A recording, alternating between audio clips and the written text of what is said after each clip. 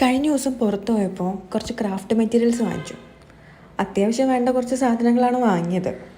കുറച്ച് ത്രെഡ്സ്, പിന്നെ മെയിനായിട്ട് ഫ്ലയേഴ്സിൻ്റെ ഈ കളർ പെൻസ്. ഞാൻ കുറേ കാലമായിട്ട് ഉപയോഗിക്കുന്ന ഒരു കാര്യമാണ് ഈ ഫ്ലയേഴ്സിൻ്റെ കളർ പെൻസ്. പേന നോർമൽ നമ്മുടെ ബ്ലാക്ക് ഓർ ബ്ലൂ മഷി പേനേക്കാളും കൂടുതൽ ടു ഡു ലിസ്റ്റ് എഴുതാൻ വേണ്ടി ഞാൻ ഉപയോഗിക്കാറ് ഈ കളർ പെൻസാണ്. ഇതെനിക്കൊരു +1 +2 ക്ലാസ്സിൽ പഠിക്കുന്ന സമയത്ത് തന്നെ നോട്ട്സ് എഴുതി കളർഫുൾ ആക്കുക എന്നൊരു പരിപാടിയിൽ നിന്ന് കിട്ടിയൊരു ശീലമാണ്. പിന്നെ കുറച്ച് ക്രയോൺസ് വാങ്ങിച്ചു, പേസ്റ്റൽ കളേഴ്സ്.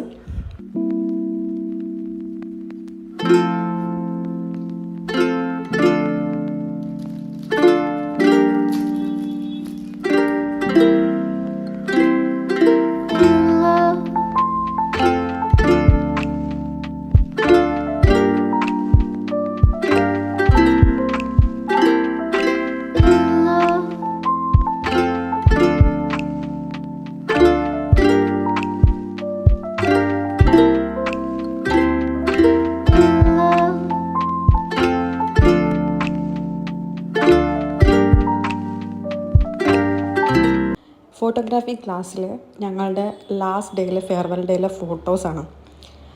ഇത് കുറേ കാലമായി ഞാൻ വിചാരിക്കുന്നു കഴിഞ്ഞ വർഷത്തെ ബെസ്റ്റ് മെമ്മറി ആയിട്ട് ലേഔട്ട് ചെയ്ത് ജേർണലിങ് ചെയ്ത് വെക്കണം എന്ന്. പക്ഷേ അതിങ്ങനെ നീണ്ടു പോയി. 2024 ഞാൻ ഏറ്റവും കൂടുതൽ ഞാൻ ശരിക്കും ചെയ്തതിൽ ഏറ്റവും വലിയ ബെസ്റ്റ് തിങ് എന്ന് പറഞ്ഞാൽ ഫോട്ടോഗ്രാഫി പഠിക്കാൻ വേണ്ടി ഞങ്ങളുടെ ഇൻസ്റ്റിറ്റ്യൂട്ടിൽ ജോയിൻ ചെയ്തു എന്നുള്ളതാണ്. എന്നെ സംബന്ധിച്ച് പഠിക്കണം എന്ന് ഒരുപാട് ആഗ്രഹിച്ചിട്ടത് നടക്കാതെ വന്ന് എനിക്ക് കഴിഞ്ഞ കൊല്ലം ഒരു പുതിയ സ്കില്ല് പഠിക്കാൻ പറ്റി. ആ സ്കില്ല് പഠിക്കുമ്പം തന്നെ എനിക്ക് എൻ്റെ ഒരുപാട് കംഫർട്ട് സോണുകൾ ബ്രേക്ക് ചെയ്യാനും പറ്റി. ഞാൻ ഭയങ്കര ഹാപ്പി ആയിട്ട് എൻജോയ് ചെയ്തൊരു 3 മാസമായിരുന്നു എറണാകുളത്തെ ഫോട്ടോഗ്രാഫി ക്ലാസ് എന്ന് പറഞ്ഞാൽ. അതെനിക്ക് ഇനി അങ്ങോട്ടുള്ള എൻ്റെ ജേണിയിലെ ഒരു പ്രധാന ഇൻസിഡൻ്റ് ആയിരിക്കും. ഞാൻ എൻ്റെ ബെസ്റ്റ് മെമ്മറീസ് എപ്പോഴും ഇങ്ങനെ ആൾക്കാരുമായിട്ട് ഷെയർ ചെയ്യാൻ ഇഷ്ടമുള്ള കൂട്ടത്തിലാണ്. ഇനി അങ്ങോട്ട് എനിക്ക് നല്ല ഉറപ്പാണ് ഞാൻ ഈ ക്ലാസ്സിനെ പറ്റിയും എൻ്റെ അവിടുത്തെ ഫ്രണ്ട്സിനെ പറ്റിയും ഒക്കെ ഇനിയും പറഞ്ഞുകൊണ്ടിരിക്കും. അവിടെ നിന്ന് എനിക്ക് നല്ല കുറേ ഫ്രണ്ട്സിനെ കിട്ടിയിട്ടുണ്ട്. ഒരേ കാഴ്ചപ്പാടുള്ള കുറേ സുഹൃത്തുക്കളെ കിട്ടിയിട്ടുണ്ട്. കുറേ എക്സ്പെരിമെൻ്റ് ചെയ്യാൻ പറ്റി. ഫോട്ടോഗ്രാഫി ആണെങ്കിലും വീഡിയോഗ്രാഫി ആണെങ്കിലും.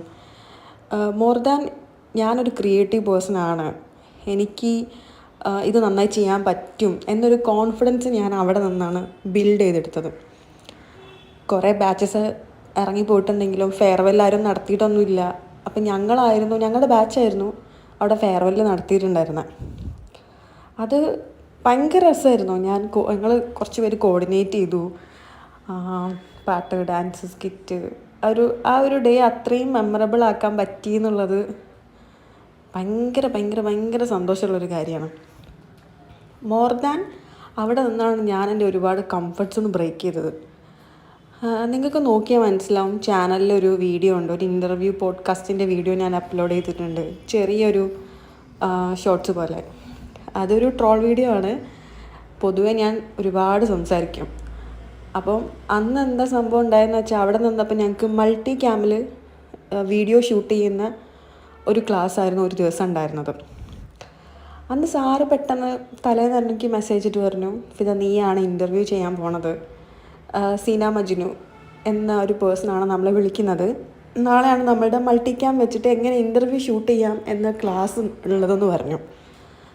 ഞാനപ്പോൾ സാർ ഓക്കെ എന്ന് പറഞ്ഞ് ചാടിക്കയറി ഏറ്റെടുത്തെങ്കിലും പിന്നെ എനിക്ക് നല്ല ടെൻഷനായി. ഞാനിപ്പോൾ എന്താ പറയുക, ഞാനെന്താ ചോദിക്കുക. പൊതുവെ എനിക്ക് ക്വസ്റ്റ്യൻ ചോദിക്കൽ കുറച്ച് കൂടുതലാണ്. അപ്പം സാർ എപ്പോഴും പറയും, ഫിദറ നമുക്ക് ഇൻ്റർവ്യൂറൊക്കെ ആയിട്ട് നിർത്തിക്കഴിഞ്ഞാൽ നല്ലതാണ്, ഇവൾ ചോദിക്കുന്ന ക്വസ്റ്റ്യൻസ് അങ്ങനെയാണെന്ന്. അങ്ങനെ ചാടിക്കയറി ഏറ്റെങ്കിലും എനിക്ക് നല്ല ടെൻഷനൊക്കെ ഉണ്ടായിരുന്നു. പക്ഷെ എന്നാലും ഏറ്റ കാര്യമല്ലേ. പിറ്റേന്ന് ഉച്ചയ്ക്കായിരുന്നു ക്ലാസ്. അപ്പോൾ നമ്മൾ ഇൻ്റർവ്യൂ ചെയ്യാൻ പോണ ആൾ അവിടെ ഓൾറെഡി വന്നുകൊണ്ട് മാമിനായിട്ട് കുറേ നേരം സംസാരിച്ചപ്പോൾ എനിക്ക് കുറച്ചുകൂടി ഒരു കംഫർട്ടായി. കുഴപ്പമില്ല, നമുക്കിനി മാം കുറച്ചുകൂടി ഭയങ്കര ഫ്രണ്ട്ലി ആയിരുന്നു. അവർ എവറസ്റ്റിൻ്റെ ബേസ് ക്യാമ്പിൽ സോളോ ആയിട്ട് ട്രാവൽ ചെയ്ത ആളായിരുന്നു.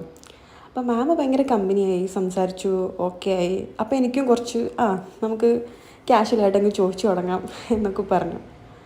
അങ്ങനെ ആദ്യമായിട്ടാണ് ഞാൻ ക്യാമറയുടെ മുന്നിൽ നിൽക്കുന്നതും. അതിന് മുന്നേ എനിക്ക് ക്യാമറയുടെ മുന്നിൽ നിന്ന് എക്സ്പീരിയൻസ് ഇല്ല. ഞാൻ ഒരുപാട് ഞാൻ പറഞ്ഞില്ല സംസാരിക്കും, പക്ഷേ ക്യാമറയുടെ മുന്നിൽ നിന്ന് സംസാരിക്കുക എന്ന് പറയുമ്പോൾ ഓഫ് കോഴ്സ് ടെൻഷൻ ഉണ്ടാവും. ഈ ഒരു ഫ്ലോ കിട്ടിയെന്ന് വരില്ല. പ്രത്യേകിച്ച് എൻ്റെ കാര്യത്തിൽ ഞാൻ ടെൻഷൻ അടിച്ചാൽ എനിക്കൊന്നും വരില്ല. ടെൻഷനില്ല, ഇത് ഓക്കെയാണ്, നോർമലായിട്ട് നിനക്ക് സംസാരിക്കാമെന്നൊക്കെ പറഞ്ഞാൽ സ്വാഭാവികമായിട്ട് എൻ്റെ വായന്ന് കണ്ടൻറ്റ് അങ്ങനെ വരും. എനിക്ക് ചോദിക്കാനുള്ള കാര്യങ്ങളും പറയാനുള്ള കാര്യങ്ങളൊക്കെ വരും. അങ്ങനെ ഇൻ്റർവ്യൂ സ്റ്റാർട്ട് ചെയ്തു. എന്തെങ്കിലും പ്രശ്നം ഉണ്ടെങ്കിൽ കട്ട് ചെയ്യാം.